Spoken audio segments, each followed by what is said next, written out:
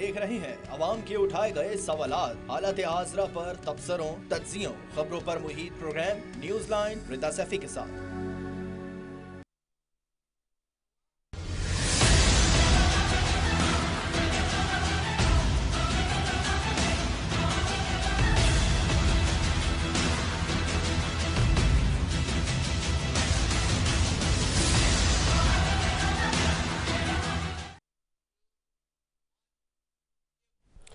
अस्सलाम वालेकुम। Programme news line के साथ मैं हूं मुनीबा गुल बाजवा। एक जानिब मुज़ाकरात की बातें और कमेटियां भी बन गई हैं, दोनों तरफ के जो रहनुमा मिल भी रहे हैं और भी मुलाकातें मुतवक्का हैं, मगर इस बीच में अगर तोशा खाना केस 2 की बात की जाए और साबिक वज़ीर आज़म और बानी PTI इमरान खान और बुशरा बीबी जो उनकी अहलियाँ हैं उन पर आज फ़र्द जुर्म आयद भी कर दी गई है। अब सवाल यह है कि अगर हुकूमत कहती है कि अदालतें ही इमरान खान को या PTI को इंसाफ दिलाएंगी और उसके लिए जो फिर अगर ये सब कुछ होगा तो ये मुज़ाकरात अब क्यों होने जा रहे हैं, पहले क्यों नहीं हुए, ये सवाल भी कई दफ़ा जो है वो किया जा चुका है। बज़ाहिर लगता है कि तहरीक इंसाफ के पास बहुत सारे ऑप्शंस जो हैं वो मौजूद हैं। ज़रताज गुल कहती हैं कि ये जो हम सब कर रहे हैं ये मुल्क की बेहतरी के लिए कर रहे हैं। उन्होंने और क्या कहा वो भी आपको सुनवाते हैं। आपने हमारे ऊपर दहशतगर्दी की FIR भी कर दी, आपने बगैर जमानतों के हमें कोर्ट के अंदर उसमें जेलों के अंदर भी रखा हुआ है बोगस केसेस में। उसके बाद आपने हमारे निहत्ते लोगों के ऊपर गोली भी चला दी, हमारे 12 लोग भी शहीद हो गए। आपको उम्मीद है कि जो बातचीत होने जा रही है? नहीं, मेरा सिर्फ मतलब ये कि इसके बावजूद भी हम डायलॉग कर रहे हैं तो अब सवाल ये है कि अगर मुल्क की खातिर ये सब कुछ हो रहा है, डायलॉग भी हो रहे हैं, तो क्या ज़रूरत थी इस्लामाबाद जाने की, क्या ज़रूरत थी 24 नवंबर के एहतजाज की। लेकिन शायद इतनी देर नहीं हुई, अभी भी उनको लगता है कि गुंजाइश है, मुज़ाकरात हो सकते हैं। लेकिन मुस्लिम लीग नून ने कुछ एग्रेसिव जो है वो रवैया अपनाया हुआ है। अता तारड़ साहब जो हैं वो तहरीक इंसाफ को दहशतगर्द जमात कहते हैं और उन्होंने मुज़ाकरात की खबरों को भी मुस्तरद कर दिया। और उन्होंने मज़ीद क्या कहा वो भी आपको सुनवाते हैं। मगर बाज़ाब्ता तौर पे अगर कहा जाए को बातचीत का आगाज हो गया है, नेगोशिएशन शुरू हो गई हैं और वो जो कमेटी बनाई थी वो फाल हो गई है, तो इसमें हकीकत नहीं है। अच्छा, अब इन रवैयों के साथ सियासी इस्तेहकाम मुल्क में कैसे लाया जाएगा और मुस्लिम लीग नून जो है अपनी सख्त किस्म की जो पॉलिसीज़ उन्होंने अपनाई हुई है इसका नुकसान आगे किसको होने वाला है। क्योंकि अगर पीपल्स पार्टी की बात की जाए तो पीपल्स पार्टी हमेशा मुफाहमत की सियासत करती रही है और उनकी हर दफ़ा जब भी बात होती है और वो ये कहते हैं कि हर पार्टी का आइनी और कानूनी हक है कि वो एहतजाज कर सकें, अपना एहतजाज रिकॉर्ड करवा सकें। इस सारी सूरत हाल में जब एक हम गवर्नमेंट देखते हैं जो कि पीपल्स पार्टी और नून लीग के दरमियान है और दूसरी तरफ हम देख रहे हैं तहरीक इंसाफ है जिसको मनाने की कई दफ़ा कोशिशें की गई लेकिन वो किसी निगोशिएशन के टेबल पर आकर नहीं बैठती। इसी पर गुफ्तगू करेंगे। सादिक मेमन साहब है, MNA है पीपल्स पार्टी से, उन्होंने हमें ज्वाइन किया है। शिजरा मनसब हैं, MNA मुस्लिम लीग नून से, वो भी उनका मौक़िफ़ भी जानेंगे। आमिर मुग़ल साहब हैं रहनुमा तहरीक इंसाफ से, वो भी प्रोग्राम में शिरकत करेंगे। सबसे पहले मैं चाहूँगी कि सादिक मेमन साहब आपसे सवाल किया जाए, आपको क्या लगता है कि एक तरफ तोशा खाना केस 2 में फ़र्द जुर्म आयद हो गया, दूसरी तरफ मुज़ाकरात की बातें हो रही है और कमेटी भी तश्कील दे दी गई है, क्या अब कुछ गुंजाइश बाकी है मुज़ाकरात की? क्योंकि मुज़ाकरात तकरीबन 2.5-3 साल से तो यही चल रहा था लेकिन हो नहीं पाए मुज़ाकरात सियासी जमातों के दरमियान। जी बहुत बहुत शुक्रिया। देखिए, मुज़ाकरात का जहाँ तक ताल्लुक है मेरे ख्याल में ये एक ऑनगोइंग प्रोसेस है और हमारी पार्टी पीपल्स पार्टी का हमेशा से ये मौक़िफ़ रहा है कि सियासत में जब तक बातचीत नहीं होगी, जब तक एक दूसरे की बात सुनी नहीं जाएगी, एक दूसरे का मौक़िफ़ सुना नहीं जाएगा, तब तक बात आगे बढ़ेगी भी नहीं। तो मेरी नज़र में ये मुज़ाकरात का सिलसिला तो बहुत पहले शुरू हो जाना चाहिए था। अनफॉर्चुनेटली एक हमारी जो साइड है उनकी एक ये हकदर्मी के वो सियासी लोगों से बात न करने की जो उनकी रवायत मेरे ख्याल में जब से वो सियासत में आए हैं उन्होंने ये जो वतीरा अपनाया है कि किसी सियासी लोग से बातें नहीं करनी, पार्लियामेंट में नहीं बैठना, एहतजाज की सियासत करनी है और हकदर्मी की सियासत करनी, शिद्दत पसंदी की सियासत करनी। तो इस चीज की वजह से हमारा ऑलरेडी आप खुद देख सकती हैं कि मुल्क का कितना ज्यादा नुकसान हो चुका है। तो अभी भी देखिए केसेस का जहां तक ताल्लुक है तो ये केसेस हर पार्टी के आप जो भी दौर देखें, पीपल्स पार्टी हो, नवाज लीग हो या दूसरी मुख्तलिफ सियासी पार्टियां हैं, उनके ऊपर केसेस बनते रहते हैं और ये केसेस का हमेशा पीपल्स पार्टी ने तो शुरू से अदालतों में जाकर उसको फेस भी किया है और उसके बाद उनकी जो भी फैसले आए हैं वो जितने भी खिलाफ हों, जो भी हों, लेकिन पीपल्स पार्टी ने उसकी एक उसको कानूनी जद्दोजहद की है उसके खिलाफ और अल्लाह का शुक्र है उसमें हम कामयाब भी हुए। जैसे भुट्टो साहब वाले केस की आपके सामने मिसाल है, कितनी बड़ी ज्यादती हुई, शहीद किया गया एक कानूनी अदालती फैसले के हवाले से एक इलेक्टेड प्राइम मिनिस्टर को। लेकिन पीपल्स पार्टी ने कभी भी तशद्दुद की सियासत नहीं अपनाई, कभी भी मुल्क के खिलाफ सालमियत के खिलाफ कोई ऐसी बात नहीं की। पुरअमन अपनी जिद्दोजहद जारी रखी, सियासी जिद्दोजहद जारी रखी। उसके साथ बाद कितने मजालिम हुए हमारी पॉलिटिकल लीडरशिप पे, मुकरमा शहीद से लेकर आप खुद देख सकते हैं सदर आसिफ अली जरदारी पे, हमारे अदी फरियाल टालपुर पर कितने, खुर्शीद शाह साहब हैं या दूसरे हमारे बड़े बड़े लीडरान अंदर रहे, लेकिन उनको हमने अदालतों में जाकर उनको फेस किया, बेल्स हुई, उनको अदालतों में रहे भी, 8-8, 10-10 साल वहां पे रहे। तो वो, लेकिन हमने कभी भी उसमें बातचीत का जो आंसर था उसको कभी भी उससे हम भागे नहीं। हमने बातें की, हमने अपनी पॉलिटिकल फोर्सेस से मिलकर बातें की, जिसमें नवाज शरीफ साहब से मोहतरमा की जो चार्टर डेमोक्रेसी मैं समझता हूँ एक बहुत बड़ी मिसाल है। हालांकि उस वक्त एक डिक्टेटरशिप थी, लेकिन इसके बावजूद हाँ दोनों सियासी पार्टियों ने इस चीज को समझा कि जब तक हमारी जमहूरी कुव्वतें एक साथ नहीं बैठेंगी, आपस में बातचीत नहीं होगी, उसके अलावा और इस मुल्क का कोई, मैं समझता हूँ, आगे तरक्की करने का कोई हल नहीं है। तो यही वजह थी। उसके बाद हम आमरीत को शिकस्त देकर दोबारा जमहूरियत की तरफ ले आए, और फिर आपने देखा कि ये मुसलसल अभी 2008 के बाद ये चौथा टर्म है जिसमें 5-5 साल जमहूरी हुकूमतें रही हैं। उसमें जरूर इश्यूज ऐसे हुए हैं जिसमें हमारी सियासी पार्टियों ने कुछ आपस में इख्तिलाफात की वजह से अदालतों को उसमें, और दूसरे भी वजूहात की वजह से अदालतों को इस्तेमाल किया गया, इलेक्टेड प्राइम मिनिस्टर्स को घर भेजा गया, जिसमें यूसुफ रजा गिलानी साहब हैं या नवाज शरीफ साहब है। लेकिन उसके अलावा आप देखें कि ये सिलसिला कंटिन्यूटी का जो है, वो जो हमारी लेगेसी रही है पीपल्स पार्टी की, वो हमने बरकरार रखते हुए हमारे चेयरमैन बिलावल भुट्टो जरदारी साहब और हमारे जो मुकामत के बादशाह सदर आसिफ जरदारी साहब, उन्होंने इसी चीज पे हमेशा जोर दिया।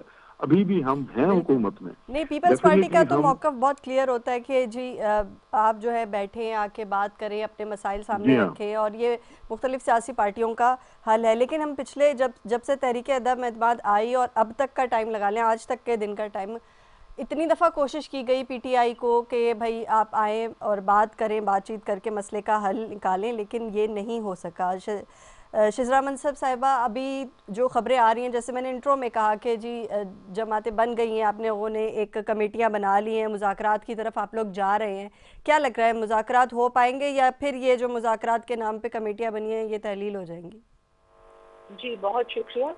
देखिए, पहली तो बात ये है कि पाकिस्तान तहरीक इंसाफ ने हमेशा किसी भी सियासी कुव्वत से, किसी भी सियासी जमात से बात करने से इनकार किया है, चाहे वो प्राइम मिनिस्टर थे उनके जो इमरान खान थे, चाहे वो ऑपोजिशन में थे। हमने, हमारी पार्टी ने जिस वक्त हम ऑपोजिशन में थे तभी भी कहा कि हम मिसाक जो मईशत के लिए आपको दावत देते हैं। जिस वक्त प्राइम मिनिस्टर बने मियां शहबाज शरीफ साहब, तभी भी on the floor of the house कहा कि आए, जो भी मसले मसाइल हैं उनको बातचीत के जरिए हल करते हैं, क्योंकि यही जमहूरियत का हुस्न है और यही जमहूरियत की ताकत है। लेकिन वहां से हमेशा एक ही जवाब आया कि हमने आपसे बातचीत नहीं करनी। अभी रिसेंटली कुछ ऐसे चीजें डेवलप हुई हैं, ऐसे डेवलपमेंट्स हुई हैं, जिनमें से एक तो ये कि इन्होंने बारहा वफाक पे हमले की कोशिश की और उस हमले के बाद इनको नाकामी हासिल हुई, और उस नाकामी की वजह दो हैं। एक तो ये कि इनकी कोई लीडरशिप सामने आई ही नहीं, ना पंजाब से कोई निकला ही नहीं इनकी लीडरशिप, ना ही पंजाब से अवाम निकली है। और वो क्यों नहीं निकली? क्योंकि उन्होंने पंजाब में गवर्नेंस का मॉडल देखा है, उन्होंने पंजाब में देखा है कि खुशहाली की तरफ बढ़ रहे हैं। और दूसरी वजह यह है कि जो मियां शहबाज शरीफ साहब की पॉलिसीज के बदले में जिस तरह से पाकिस्तान की मईशत को बेहतरी मिली है, जिस तरह से पाकिस्तान की मईशत बहाली की तरफ जा रही है, तमाम सर्विस इस वक्त अच्छी और बेहतर जो है वो हमें इंडिकेशन दे रहे हैं। अभी आप देखें, इप्सॉस का सर्वे हुआ है, उसके बाद ये और भी वो सर्वे हुए जिसमें ये पता चला है कि इन्वेस्टर कॉन्फिडेंस कहाँ से कहाँ तक चला गया, पॉजिटिव हो रहा है इन्वेस्टर कॉन्फिडेंस। तो लोग अब इस किस्म की सियासत से नीचे हट मुझे रहे हैं। ये बताएं कि अंदरूनी कहानी क्या है ये मुलाकात की, कि जो स्पीकर कौमी असम्बली एयाज सादिक और पीटीआई के रहनुमा असद कैसर साहब मिले हैं, उसके बाद क्या इस बात को अज्यूम कर लिया जाए कि कुछ जो है पेशरफ्त होगी, मुज़ाकरात होंगे? लगता है सियासी मुज़ाकरात की तरफ आने की कोशिश कर रही है पीटीआई। आप लोग भी थोड़ी सी लीनियंसी शो कर रहे हैं। हम हमेशा सियासी जमातें जो हमारी हैं वो हमेशा मुज़ाकरात के लिए ओपन रही है, हमारा फोरम ओपन रहा है। लेकिन पीटीआई ने हमेशा ये चाहा है कि ये शराइतें हमारी, ये 7 पहले आई, फिर ये आई, फिर वो आई कि जी ये शराइतें, इन शराइत को मानेंगे तो हम मुज़ाकरात करेंगे। और मैं आमिर मुगल साहब से पूछ लेती हूँ, उन्होंने भी ज्वाइन किया रहनुमाई तहरीके इंसाफ के। आमिर साहब, मुझे ये बताइएगा कि मुज़ाकरात की फिर दोबारा से एक बाज़गश्त सुनाई दे रही है, कितनी सच्चाई है? पीटीआई जो है वो रेडी है मुज़ाकरात के लिए? बिस्मिल्लाहिर्रहमानिर्रहीम। देखें जी, मैंने अभी बड़े गौर से सुनी है सादिक मेमन साहब और शुज़रा मुनसब साहिबा की बातें। जी जी। बात यह है कि तहरीके इंसाफ 2.5 साल से तो अपना हक मांग रही है।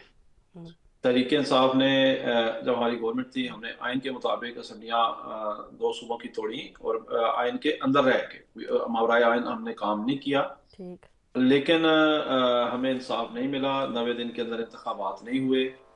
उसके बाद इलेक्शन आ गए। इलेक्शन के दौरान जो कुछ हमारे साथ हुआ, इलेक्शन से पहले हमारे उम्मीदवारों का अगवा, नॉमिनेशन पेपर छीनना, प्रोपोजल स्कैंडल्स का अगवा, हमारे मेंबरान का अगवा, बराए प्रेस कॉन्फ्रेंस, वो सारा कुछ आपके सामने है। हज़ारों कारकुनान को पकड़ के जेलों में फेंकना, और जो प्रेस कॉन्फ्रेंस कर दे वो 9 मई से पाक साफ हो जाएगा, जो नहीं करेगा वो बदस्तूर मजरम रहेगा।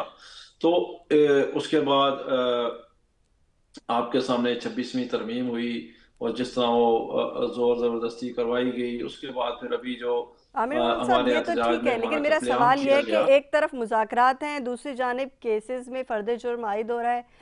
क्या पीटीआई का इस वक्त क्या मौक़िफ़ है? क्या मुज़ाकरात की तरफ जाएंगे या केसेस का इंतजार करेंगे कि क्या फैसला आता है? सुने, सबसे पहले तो मैं आज की सूरत हाल आपको बता दूं। बिल्कुल बताएं। इमरान खान पे फर्द जुर्म आयद होने जा रही है। मैं आपको इस्लामाबाद की सूरत हाल बताऊं कि एक तरफ तो मुज़ाकरात हो रहे हैं, दूसरी तरफ कल के और आज के दिन में मेरे 5 कारकुनान के साथ क्या किया गया है। एक हमारे मेरा बेगवाल से राजा फैसल साहब हैं, उनके घर छापा मारा। वो छापे से बचने के लिए छत से छलांग लगाई, उनकी कमर की हड्डी फ्रैक्चर हो गई। मेरे ट्रेडर्स के जनरल सेक्रेटरी हैं कामरान कामिल, उनके घर छापा मारा, उनके भाई को पकड़ के ले गए। मेरे हल्के के नायब सदर हैं मलिक शफाकत, उनके वो घर में नहीं थे, उनके भाई शाकिर को पकड़ के ले गए। इसी तरह मेरे NA-47 के जनरल सेक्रेटरी हैं कैसर गफार, वो घर में नहीं था, उसके बेटे राजा अली कैसर को पकड़ के ले गए। मेरा लेकिन अगर उन्होंने कुछ नहीं किया होगा तो उनको छोड़ दिया जाएगा ना, उनके ऊपर झूठे केसेस नहीं बनाए जाएंगे ना। एडिशनल सेक्रेटरी इत्तलात हैं चौधरी खलील साहब, उनको कल घर से उठा के ले गए। तो ये एक तरफ तो मुज़ाकरात हो रहे हैं, दूसरी तरफ हमारे बेगुनाह कारकुनान को उठाया जा रहा है, नामालूम अफराद की लिस्ट में डाला जा रहा है। इनमें से ये जितने मैंने नाम लिए हैं आपके सामने, कोई किसी नॉमिनेटेड पर्चे में मतलूब नहीं है। तो एक तरफ तो हमारे कारकुनान को उठाया जा रहा है, झूठे जो इमरान खान पे 200 के करीब पर्चे दिए हुए हैं उनकी प्रोसीडिंग जारी है, फर्द जुर्म आयद की जा रही है। उसके बावजूद हमने मुज़ाकरात को एक मौका दिया है। बड़े अरसे से गवर्नमेंट की ये ख्वाहिश है, ऑन रिकॉर्ड ख्वाहिश है, ये मीडिया में भी इजहार करते रहते हैं कि हम तरीके साहब के साथ मुज़ाकरात करना चाहते हैं। तो हमने एक मौका दिया है मुज़ाकरात को। लेकिन अगर मुज़ाकरात हम कर रहे हैं तो उसका मतलब ये नहीं कि हमारा मौक़िफ़ गलत साबित हो गया है, हम अपने मौक़िफ़ से पीछे हट रहे हैं। हम किस चीज़ पे मुज़ाकरात करना चाहते हैं? आपने 9 मई का हम पे इल्ज़ाम लगाया, हमने भी 9 मई की मजम्मत की। जो कुछ हुआ जना house, core commander house Lahore में, या जो शहदा के मुजस्मों के साथ हुआ, या जो कुछ भी हुआ, हमने सबकी मजम्मत की। हम तो ये कहते हैं कि आप एक free and fair judicial high power judicial commission बनाएं जो तहकीकात करे कि इसमें शामिल कौन था, इसका मास्टरमाइंड कौन था, इसके पीछे कौन था, इसका फायदा किसको हुआ है। हम ये कहते हैं कि 24 नवंबर के तो जो ऑडियो लीक्स आ रही थी, कत्लेआम हुआ है, इस पे जुडिशियल कमीशन बने। मेरे सवाल का आपने जवाब नहीं दिया। मैं ये आपसे दूसरी तीसरी दफ़ा ये सवाल कर रही हूँ कि एक तरफ मुज़ाकरात की बात तो हो रही है, दूसरी तरफ जो है वो केसेस पे फर्द जुर्म भी आयद हो रहा है। लेकिन अगर मुज़ाकरात पे आप लोग बात करते हैं तो किन शराइत पे बात करेंगे? अभी भी शराइत रखेंगे? कुछ शराइत हैं तो वो बता दें। मैं बता तो रहा हूँ आपको, आप मेरी बात पे गौर नहीं कर रही हैं। हमारे 2 बड़े मुतालबात हैं इस वक्त। मुज़ाकरात को शुरू करने के लिए। नंबर 1, सियासी बेगुनाह कैदियों को रहा किया जाए, और नंबर 2, 24 नवंबर और 9 मई पे जुडिशल कमीशन बनाया जाए। ठीक है, इससे मुज़ाकरात शुरू तो हो ना। अभी 8 फरवरी का इलेक्शन, उस पर भी हमने बात करनी है। तहरीक इंसाफ इलेक्शन जीती हुई है, तो अगर ये संजीदा है गवर्नमेंट मुज़ाकरात करने में, अगर ये समझते हैं कि इनके मौक़िफ़ में कोई जान है, अगर ये समझते हैं कि ये सच बोल रहे हैं, तो क्या हर्ज है सुप्रीम कोर्ट का एक हाई पावर जुडिशल कमीशन बन जाए, जिसमें सुप्रीम कोर्ट के सीनियर जजेस हों, और हम तो कहते हैं फुल कोर्ट बना दें, सारे के सारे 17 के 17 जजेस पे मुश्तमिल एक जुडिशल कमीशन बना दें, जो इन 2-3 वाकयात की, 8 फरवरी का जो इलेक्शन है, जो 9 मई के वाकयात हैं, देखिए ना, तहरीक इंसाफ पे इल्जाम है ना, एक वाकये का तहरीक इंसाफ पे इल्जाम है, दूसरे वाकये का गवर्नमेंट पे इल्जाम है, तो दोनों का दूध और दूध पानी का पानी हो जाए। यानी दो मुतालबात हैं कि जो बेगुनाह अफराद को जो है गिरफ्तार किया गया उनको रिहा किया जाए, 8 फरवरी और 9 मई के लिए जुडिशल कमीशन बना दिया जाए। मैं अब बात कर लेती हूँ 9 मई और 24 नवंबर के लिए। ठीक है, 24 नवंबर के लिए भी कर लेते हैं। अच्छा जी, सादिक मेमन साहब, ये दो बड़ी इनकी शराइत हैं जिन पे ये मुज़ाकरात पे राज़ी होंगे कि जो बेगुनाह सियासी कैदी हैं उनको रिहा किया जाए, जो 9 मई और 24 नवंबर में गिरफ्तार थे उनके, और उसके लिए जुडिशल कमीशन भी बना दिया जाए। बस ये दो एक शराइत है जिनको अगर मान लिया जाए तो मुज़ाकरात हो जाएंगे, पीटीआई मान जाएगी।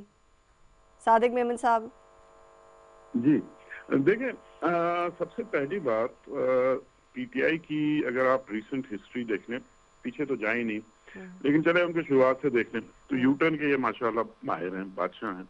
हर चीज जो कहते हैं एक दिन, उसके बाद दूसरे दिन बात ही दूसरी, जिसको ये लीडरशिप बात कहते हैं। तो इनके ऊपर जो एतमाद, जो इनकी जो बातें हैं, मैं नहीं समझता कि वो एक किसी को भी इनके ऊपर ट्रस्ट है कि ये करना क्या चाहते हैं। एक दिन एक बात आ जाती है, दूसरे दिन दूसरी। कभी कहते हैं कि हम एस्टेब्लिशमेंट से बात करेंगे, कभी कहते हैं कि हम हुकूमत से बात हमें बिल्कुल भी नहीं करनी, कभी कहते हैं जिनके पास जो मैटर करते हैं, पावर है, उनसे बात करेंगे। तो एक तो ये इनका ये फैसला कभी ये समझ नहीं आया, ऊपर नीचे ये बातें हो रही है। कभी कहते हैं बिल्कुल ही बात नहीं करेंगे। अब ये फिर बात पे राजी तो हो गए हैं, कमेटी भी उन्होंने बनाई है, लेकिन कमेटी को भी किसी को पावर, मैं नहीं समझता कि जो उनके बानी पीटीआई इमरान खान साहब हैं वो किसी के ऊपर ट्रस्ट करते हैं। इनके आपस में इतनी इन फाइटिंग है, कोई एक बयान देता है, कोई दूसरा बयान देता है, कोई तीसरा बयान देता है, किसी का कुछ पता नहीं चलता। जो सबसे इम्पोर्टेंट चीज है, जो 9 मई के वाकयात हुए, देखिए मैं फिर वही बात करता हूँ, जो भी पाकिस्तान की सियासत में पार्टीज आई, उनके ऊपर मुख्तलिफ औकात में उनके ऊपर मुश्किलात आई, बहुत सारे इश्यूज हुए, जिसमें हर पॉलिटिकल पार्टी है। तो एक पार्टी का सियासी जो अंदाज होता है वो ये होता है कि उनको ये सारे, कभी कभार उनके साथ कोई जबर भी होता है, खासकर अमरीत के दौर में तो ये तो कुछ भी नहीं है, लेकिन जो अमरीत के दौर में पीपल्स पार्टी, मुस्लिम लीग नून, दोनों ने बड़ा सफर किया, बिल्कुल ऐसे ही है। बहुत, आप जिया का जमाना देख लें, मुशर्रफ का जमाना देख लें, ये तो अभी सोशल मीडिया हर चीज आपके सामने नजर आ रही है, जाहिर हो रही है, लेकिन उस जमाने में तो पता ही नहीं चलता था कि बंदे गए कहाँ और क्या हुआ, कैसे हुआ। लेकिन उसके बावजूद भी ये बात बहुत जरूरी है, जिससे मैं बहुत ज्यादा स्ट्रेस करूंगा, कि पाकिस्तान की सालमियत के खिलाफ, स्टेट के खिलाफ आपको अगर रियासत से तकलीफ तो हमें भी बहुत है, पहले भी थी, यानी रियासत नहीं, मैं समझ उसकी एग्जीक्यूटिव थी, लेकिन आप रियासत के खिलाफ अगर बात करेंगे, आप अगर तशद्दुद को सियासत में ले आएंगे, मैच्योरिटी नहीं दिखाएंगे, बातचीत का आपकी हटदर्मी आ जाएगी। जैसे हम अपने रूरल एरियाज में हम फैसले करते हैं, लोग हमारे पास तस्वीर के जाते हैं, तो कभी कभार कोई शर्त रखता है कि ये शर्त होगी तब मैं फैसला करवाऊं, तो हम उसको वहीं पे मना कर देते हैं कि जी शर्तिया फैसले नहीं होते। तो यस, कुछ इनकी जायज चीजें हैं जिनके ऊपर बिल्कुल अमल होना चाहिए। जुडिशियल इंक्वायरी मेरे ख्याल में कोई ऐसी बड़ी बात नहीं होनी चाहिए, लेकिन ये जो कहते हैं सियासी कैदी, देखिए सियासी कैदी दूसरी चीज होती है, ये जो भी गिरफ्तार हुए हैं उनके खिलाफ पर्चे कटे हुए हैं, उनके खिलाफ मुख्तलिफ इल्जामात के उन्होंने रियासती अमलाक को निशाना बनाया, उन्होंने फौजी तंसीबात को निशाना बनाया, उन्होंने शहदा की यादगारों पे हमले किए, उन्होंने कोर कमांडर हाउसेस पे हमले किए। उसके बाद बारहा मना करने के बावजूद कि ये चीजें आप डी चौक पे नहीं आए, ऐलानात हो रहे हैं, ये लोग हल्ला बोल के एक कैपिटल के ऊपर आप हमला करते हैं। उसके बाद आप IMF को खत लिखते हैं कि उनको पाकिस्तान से इमदाद न दी जाए। उसके अलावा आप ऐसे अपने NRI जो नॉन रेजिडेंट पाकिस्तानीज हैं उनको कहते हैं कि आप जो है यहाँ पे पैसे ना भेजें। आप बात कर रहे हैं उसकी नॉन सिविल डिसोबीडियंस मूवमेंट की, ये आप पाकिस्तान की भलाई के लिए कर रहे हैं। ये अपना एटीट्यूड सिर्फ देख लें कि ये क्या करना चाहते हैं। ये अदम इस्तेहकाम, ये चाहते हैं कि इस मुल्क में स्टेबिलिटी ना हो, मईशत का बेड़ा गर्क हो, सिर्फ और सिर्फ एक बंदे के अना के लिए कि नहीं जी उसको पावर मिले। बात भी यही होगी कि जी उसको अगर आप छोड़ेंगे, उसको अगर पावर देंगे, ये हमें जो है ना हमारे इलेक्शंस में हमें ये सीटें वापस करने की, तब हम बातचीत के लिए तैयार। ये एटीट्यूड अगर होगा तो डेफिनेटली बातचीत का जो सिलसिला है वो आगे नहीं बढ़ सकेगा। नहीं बढ़ सकता। लेकिन मैं समझता हूँ कि इनको जरा पॉलिटिकल मैच्योरिटी का मुजाहरा करना चाहिए, इनको पीपल्स पार्टी से सबक सीखना चाहिए। और मैं समझता हूँ नून लीग ने भी पीपल्स पार्टी से सबक सीखा और तभी वो चार्टर ऑफ डेमोक्रेसी मोहतरमा शरीफ के साथ मियां नवाज शरीफ ने की। और उसके बाद मियां नवाज शरीफ का आप अगर देख लें उनका पॉलिटिकल टेन्योर, उनमें भी बहुत ज्यादा सियासी मैच्योरिटी आ गई। उसके अलावा बहुत सारी चीजें उन्होंने भी तकालीफ बर्दाश्त की, लेकिन उसके बाद सब्र होता है, एक बर्दाश्त होती है, और बातचीत के जरिए आप हमेशा बंद नहीं करते एक जिद पे, अना पे कि सिर्फ मैं हूं तो हूं, उसके अलावा ये मैं यही तो कह रही हूँ कि जब से तहरीक अदम एतमाद आई उससे लेके आज के दिन तक यही बात हो रही है कि आप जो है वो गुफ्तगू के, एक दूसरे से बातचीत के दरवाजे बंद ना करें। ये मौक़िफ़ पीपल्स पार्टी का। एक और मैं पॉइंट इसमें डालना चाहता हूँ, कहना चाहता हूँ कि देखिए 9 मई का वाकया, पहली बात तो इनका आप अगर सिर्फ इनके बयान देख लें, कभी कहते हैं कि ये जी हमारे खिलाफ साजिश थी, वो इल्जाम लगा रहे हैं एस्टेब्लिशमेंट के ऊपर कि ये फॉल्स फ्लैग मार्च था। कभी कहते हैं कि ये जी दूसरों ने कि हमारा तो कोई वास्ता नहीं।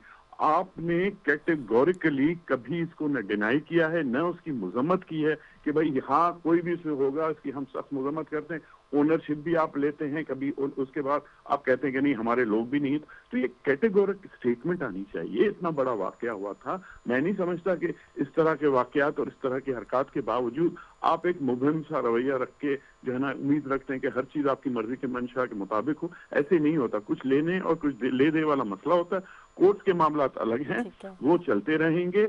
मेहरबानी करके उसको लिंक ना किया जाए बातचीत के हवाले से, मेरे ख्याल में ठीक है, मुज़ाकरात के में उसको ना शामिल किया जाए। शिजरा मंसूर साहबा, आपका क्या मौक़िफ़ है कि इन्होंने कहा कि जी 2 चीज़ें हैं जो कि मुज़ाकरात में जो है वो उन्होंने रखनी है आगे।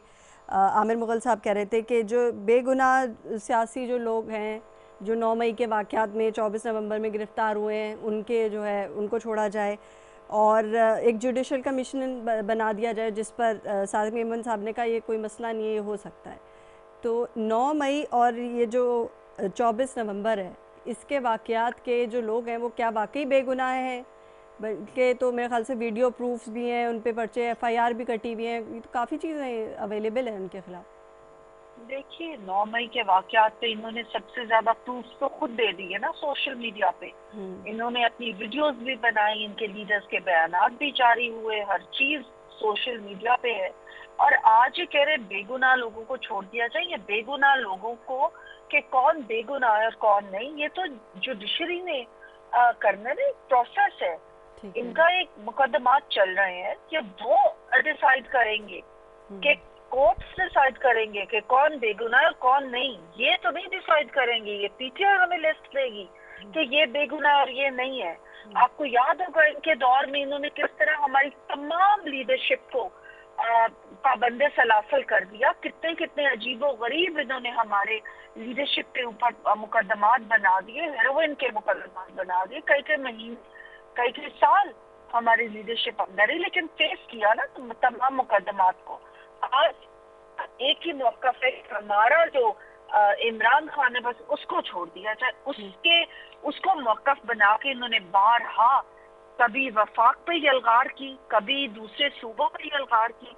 उन्होंने कहा जी हम तो जिहाद कर रहे हैं, और हुआ क्या, इसका नतीजा क्या निकला आप ये देखें कि ना तो इनकी कोई लीडरशिप सामने आई, पंजाब से कोई नहीं निकला, और जो आए थोड़े बहुत इनकी जो KP है और जो इनकी बेगम साहिबा वो आई तो सबसे पहले वो छोड़ के भाग गए अपने वर्कर्स को, और इन्होंने इस नाकामी का सामना किया। उसके बाद इनको ये ख्याल आ गया कि हम 2 जो है वो रख रहे हैं कि बेगुनाह लोगों को छोड़ दिया जाए और जुडिशल कमीशन बना दिया जाए। वो भी जो सीनियर मोस्ट जजेस हैं, ये वही लाडलापन ढूंढ रहे हैं, ये वही सहूलतकारी ढूंढ रहे हैं, ये वही गुड टू सी यू ढूंढ रहे हैं, ये वही 1 पेज ढूंढ रहे हैं। लेकिन अब इनको वो 1 पेज भी मुयस्सर नहीं, ना ही वो सहूलतकारी मुयस्सर है। अब इनको सियासी कुव्वतों के साथ एक जगह पे आके मुज़ाकरात बगैर किसी शराइत के करने पड़ेंगे। शराइत तो ये ऐसे रख रहे हैं जैसे कि जो है पता नहीं इन्होंने क्या ऐसा कर दिया है। देखे ना, सबसे ज्यादा तो ये रियासत के खिलाफ इनके आप सोशल मीडिया अकाउंट्स निकाल लें, फौज मुखालिफ बयानात, रियासत मुखालिफ बयानात। और अभी जैसे कि कहा गया कि अभी जितने भी हमारे बाहर से वफूद आए या प्रेसिडेंट्स आए, प्राइम मिनिस्टर्स आए, एससीओ की मीटिंग हुई, जब भी कोई इस तरह की चीज हुई तो इन्होंने कहा जी हमने आ जाने और एहतजाज करने। तो साफ जाहिर हो रहा है कि ये रियासत मुखालिफ बयानिया इनका चल रहा है।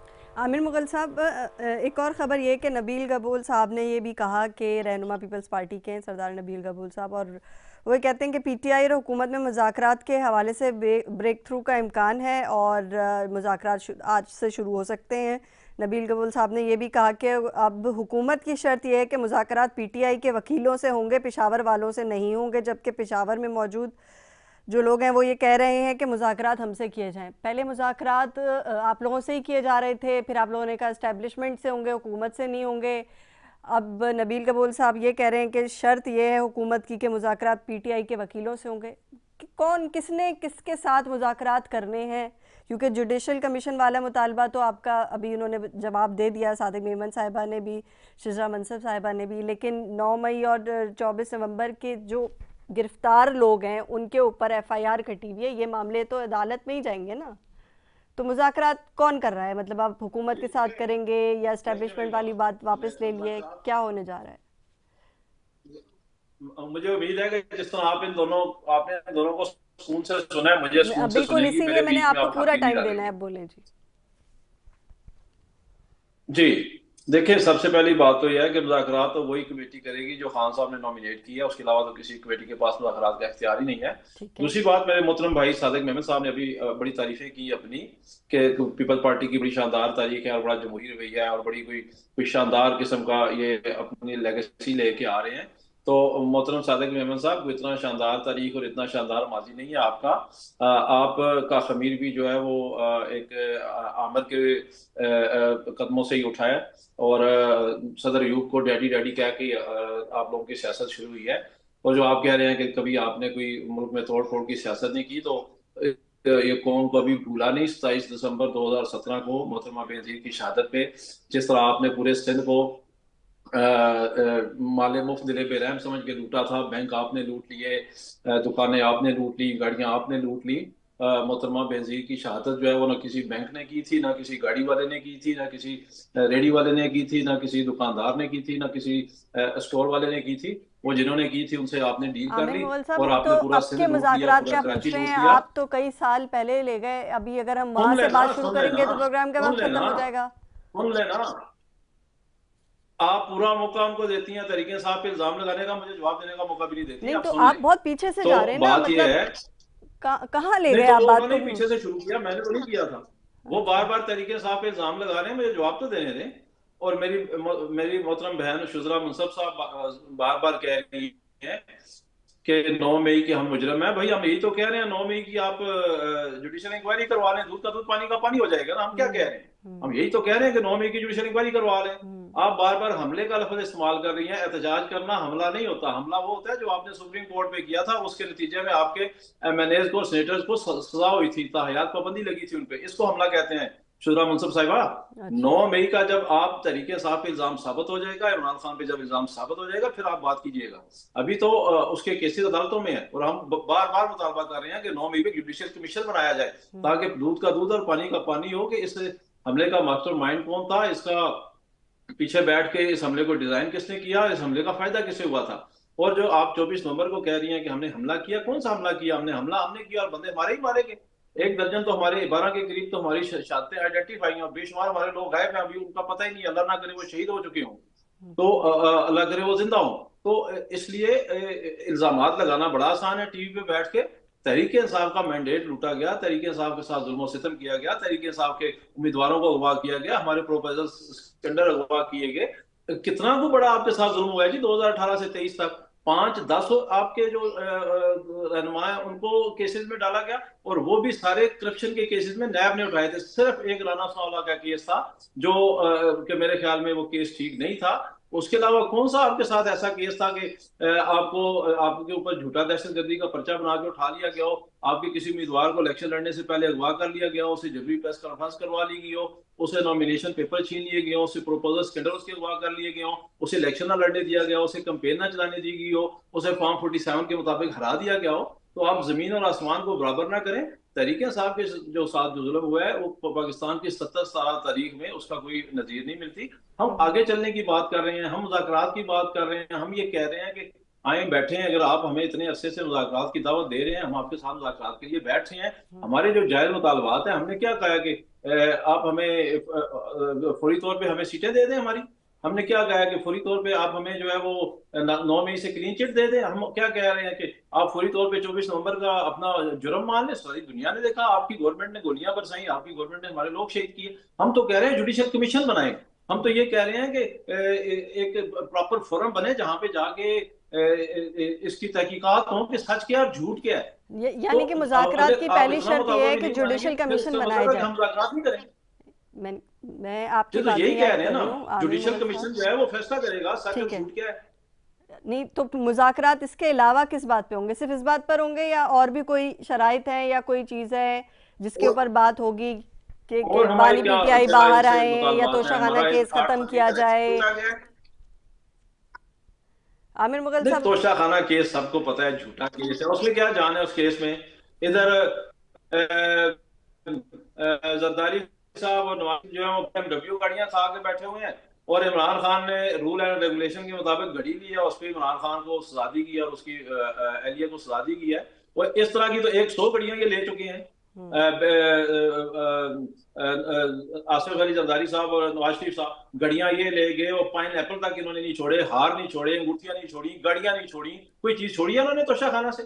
ये तो ऐसे बात करते हैं जैसे कोई इनके लीडर ने तोशाखाना से घड़ी नहीं ली, गाड़ी नहीं ली।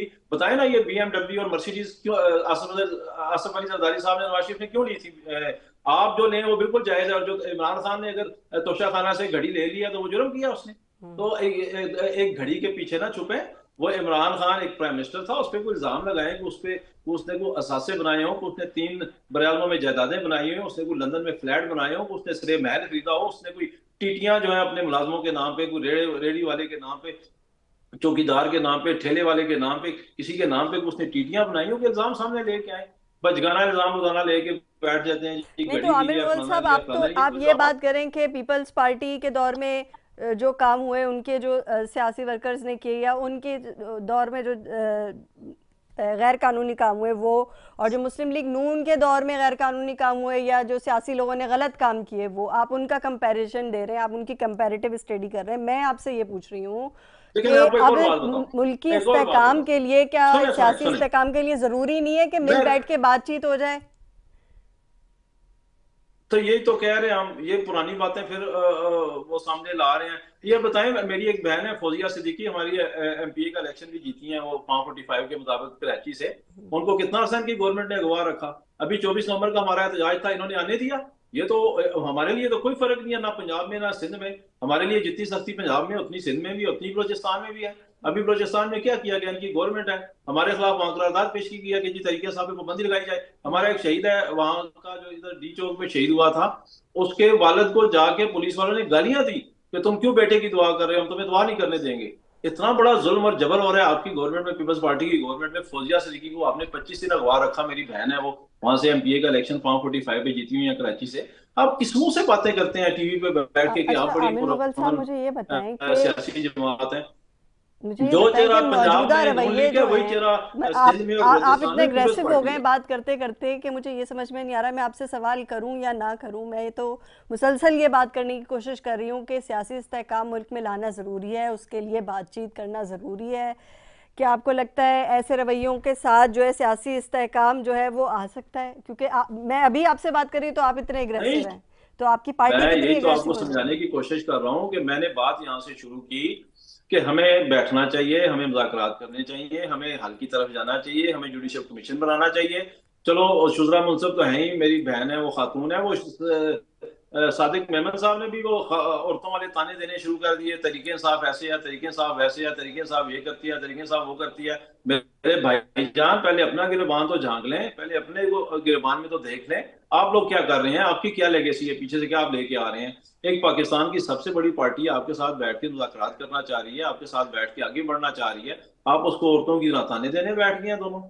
अच्छा, सबसे बड़ी पार्टी जो है वो पाकिस्तान की, वो मुज़ाकरात करने जा रही है, जिसने सिर्फ एक टेन्योर के लिए हुकूमत की है, 4 साल के लिए, और उस 4 साल की हुकूमत में क्या बेहतरी के काम किए हैं वो अगर उनसे पूछे जाए तो वो कोई 3 टॉप 3 काम भी नहीं बता सकते। खैर, मैं ये बायस्ड होके नहीं कह रही, मैं वो कर रही हूँ कि मैं मुसलसल जो मैं आपके लोगों से बात करती हूँ और उनसे जो रिजल्ट किया जाता है आपकी बातों से, वो बता रही हूँ। खैर, मैं सादिक मेमन साहब, आप क्या कहेंगे कि इन रवैयों के साथ सियासी इस्तेहकाम लाना कैसे मुमकिन होगा?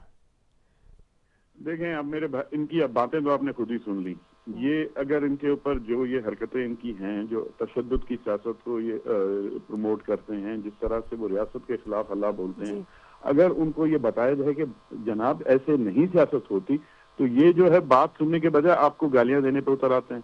इतना एग्रेसिव इनका बिहेवियर होता है, ट्रोलिंग पे उतर आते हैं, क्या क्या उन्होंने नहीं किया सोशल मीडिया पे। तो कहने का मकसद है कि मेरे भाई को जरा सब्र और तहम्मुल की जरूरत है, जरा समझने की कोशिश करिए। पाकिस्तानी सियासत में बहुत सारे उतार चढ़ाव आते हैं, सिर्फ और सिर्फ आप इक्तदार की सियासत नहीं होती, यहाँ पे आपको बहुत कुछ झेलना भी पड़ता है, बहुत सारे आपके इश्यूज होते हैं जिनको आपको सब्र के साथ उनको बर्दाश्त करना पड़ता है। कानूनी तरीकेकार मौजूद है, ट्रिब्यूनल्स मौजूद हैं, आपकी अदालतें मौजूद हैं, वहां से फेवर में भी आपकी आ सकती हैं, जजमेंट्स आपके खिलाफ भी आ सकती हैं, हर पार्टी के साथ किया हुआ है। लेकिन सियासत में जो मैं इनको यही बार बार पहले भी मैं तलकीन कर रहा था और अभी भी मेरे भाई जरा थोड़ा सा सब्र और तहम्मुल से ये चीज सुन लें कि अगर आपने किसी से बात नहीं करनी, अग्रेसिव लहजे में, अग्रेसिव टोन में, सिर्फ और सिर्फ जिद पे अना पे रहकर आपने बात करनी है, तो ऐसे सियासत में नहीं होता।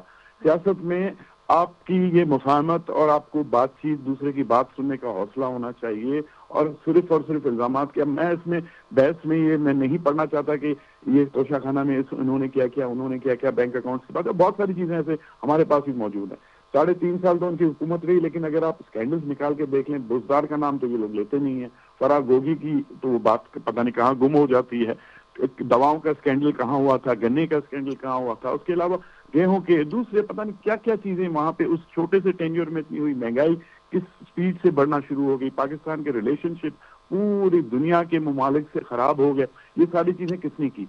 तो कहने का मकसद ये कि इल्जाम बरा इल्जाम की सियासत नहीं करनी चाहिए। मुल्क को आप देखें कि किस दोहराए पे हम खड़े हैं, कितनी मुश्किलात हैं, हमें एक साथ मुत्तहद होकर इस मुल्क के लिए एक दहशतगर्दी पे काबू पाना है, मईशत को आगे ले जाना है, और मिलकर एक दूसरे की बात को सुनने का हौसला होना चाहिए, तभी हम आगे बढ़ सकेंगे। मेरी तो उनको यही तलकीन है, बाकी अब ये जाने और इनकी सियासत जाने। बिल्कुल ऐसा ही है। शिजरा मनसब साहिबा, जी जी, आपको साहब ये कहने की कोशिश करते हैं इल्जामात लगाना बड़ा आसान है। अभी आपने 3 नाम लिए, फरा का नाम लिया, फरा और उस्मान बुज़दार पे इल्जाम है कि ये दोनों मिलकर करप्शन करते थे। फरा तो मुल्क से बाहर है, उस्मान बुज़दार का क्या हिसाब किया? आप जरा मुझे बात करने को अच्छा, सिजरा मनसब साहिबा का भी पॉइंट ऑफ व्यू ले लूं मैं। बात सुने, मैंने ये बातें इनके जवाब में उन्होंने ये पहले बातें उठाई। देखें, एक चीज है, एक दूसरे पे इल्जाम लगाने से किसी को कुछ भी समझ में नहीं आएगा। शिजरा मनसब साहिबा, आप अपना पॉइंट ऑफ व्यू दे दें। आमिर साहब, मैं आपको टाइम दूंगी, पहले मैं शिजरा मनसब साहिबा से पॉइंट। जो 9 मई की बात है, जो अभी नवंबर में हुआ, सादिक मेमन साहब, आप तो बड़े मौजूद इंसान हैं, आप थोड़ी देर के लिए जरा तवक्कुफ रखिएगा। आमिर मुगल साहब, मैं आपको बिल्कुल टाइम दूंगी। शिजरा मनसब साहब, सबसे इम्पोर्टेंट बात ये है जो मैं आपके प्रोग्राम के मकसद से इस वक्त कहना चाहूंगी कि ये सो कॉल्ड सबसे बड़ी पार्टी, ये सो कॉल्ड सबसे ज्यादा पढ़े लिखे लोगों की पार्टी, ये मुझे कह रहे हैं कि मेरी बहन है, ये भी मेरे भाई हैं, लेकिन ये बात इन्होंने क्या की है कि औरतों की तरह आप ताने दे रहे हैं। ये मिज़ोजिनी, इस किस्म की बातें, व्हाट डू यू मीन कि औरतों की तरह ताने, इस बात का क्या मकसद है? Why are you undermining women in your conversation? This is just not on, this is unacceptable. मैं आइंदा किसी भी कॉन्वर्सेशन का हिस्सा नहीं बनूंगी, और आइंदा किसी भी ऐसे प्रोग्राम में जहाँ पे इस किस्म की बात की जाए I will not be मैं part खुद of that. कंडेम करती हूँ कि मतलब Please ये ensure औरतों that वाले ताने this जो है ना, is मतलब the जेंडर most बायस्ड हो रहे हैं। misogynistic, most biased, most prejudiced thing that I've ever heard. What do you mean? कि आप भी औरतों की तरह ताने दे रहे हैं? This is completely unacceptable. और आप सादिक मेमन साहब को कह रहे हैं, एक तरफ आप उनको बहन कह रहे हैं शिजरा मनसब को। A thing like that. मैं बिल्कुल आपके प्रोग्राम से मैं निकल रही हूँ, and I will not accept this. This is not acceptable. मैं भी इस बात को कंडेम करूंगी। आमिर मुगल साहब, जिस तरह की आपने गुफ्तगू ये की है ना कि औरतों की तरह ताने, और आप शिजरा मनसब साहिबा को बहन कह के उन्हें साइडलाइन किया और आपने सादिक मेमन साहब को भी कहा, तो ये तो बड़ा अनएथिकल है। इस तरह आपको गुफ्तगू नहीं करनी चाहिए, लेकिन अक्सर पीटीआई के रहनुमाओं से हमें यही सुनने को मिलता है। बहरहाल अगर आपने मजीद और कुछ कहना है तो प्लेटफॉर्म आपके लिए खुला हुआ है, क्योंकि शिजरा मनसब साहिबा तो जा चुकी हैं। जी आमिर मुगल साहब, आप कह सकते हैं। नहीं, मैंने कोई गाली तो नहीं दे दी। मतलब जरूरी है कि किसी को अगर प्रोग्राम में से आपने जाने का दूसरे गेस्ट को कहना है तो उसे गाली देनी पड़ेगी? ये काफी होता है कि अगर आप कह दें, आप जेंडर बायसनेस शो कर दें और अगर कोई जाना चाहता है तो मैं तो उसे रोक नहीं सकता। आपका प्रोग्राम है, अगर आप कहेंगी तो मैं भी चला जाऊंगा। मैंने कोई गाली दी है तो आप बताएं। मुझे तो आप ऐसी बात टाइम पूरा करना है, लेकिन ये बात वैसी है नहीं कि आप कहें कि औरतों की तरह ताने देना, तो मैं भी एक खातून हूं। मैंने कौन सी गाली दी है ये बताइए। आप मुझे कह रहे कि मैं ताने दे सकती हूँ? गाली कौन सी दी है? अरे जा रहे, मैंने कहा मैंने गाली कौन सी दी है ये बताएं मुझे। मेरे ख्याल से आपको जो है एहसास नहीं हुआ कि आपने किस तरह का जो है वो ताना दिया है। मैं गाली की बात नहीं कह रही, मैं ताने की बात कर रही हूँ। शायद वो आपको समझ में नहीं आया। सादिक मेमन साहिबा, आपको ये समझ में आया कि जिस तरह शिजरा मनसब साहिबा भी प्रोग्राम छोड़ के गई है वो बिल्कुल जस्टिफाइबल है कि नहीं? साहिबा कह चुकी है, वो साहिब है, साहिबा नहीं है। मैं साहिब ही कह रही हूँ, और मैंने ये कहा कि शिजरा मनसब साहिबा। आप भी सुन लेना, मेरी भी आपने सादिक मेमन साहिबा को आप मेरी करेक्शन करने से आपको कोई फायदा नहीं होगा, क्योंकि मैं तो जर्नलिस्ट हूँ। आप अपने उनकी करेक्शंस करें, ज्यादा बेहतर होगा। मुज़ाकरात में सारी हो गया। आप कोई ऐसी बात करते हैं तो आपको माफ है। मैं तो कह रहा हूँ इसको जवाब बना के जब शिजरा मनसब साहिबा चली गई, आपको एटलीस्ट माजरत करनी चाहिए थी कि आपकी बात जो है एक फीमेल पॉलिटिशियन को बुरी लगी है। मेरे ख्याल से एथिकली जो है ये रॉन्ग है और आपको उनसे माजरत करनी चाहिए थी। सादिक मेमन साहब, आप क्या कहेंगे इसके ऊपर? देखें, यही एटीट्यूड है। This is something that they need to change. ये एटीट्यूड पढ़े लिखे लोग हैं, इनको ये चीज समझनी चाहिए कि हाइपर होके आप अपने जज्बात पे काबू नहीं पा सकते, उसके बाद इस तरह की बातें करते हैं। सब्र का और जब्त का जो अंसर होना चाहिए सियासत में, वो उनको ये जरूरी है। बाकी ये अब इनसे मैं क्या उलझूं, क्या मैं बात करूं? I mean, they call themselves very well educated, I mean, class of Pakistan, लेकिन इनका attitude it's been evident right throughout their ranks.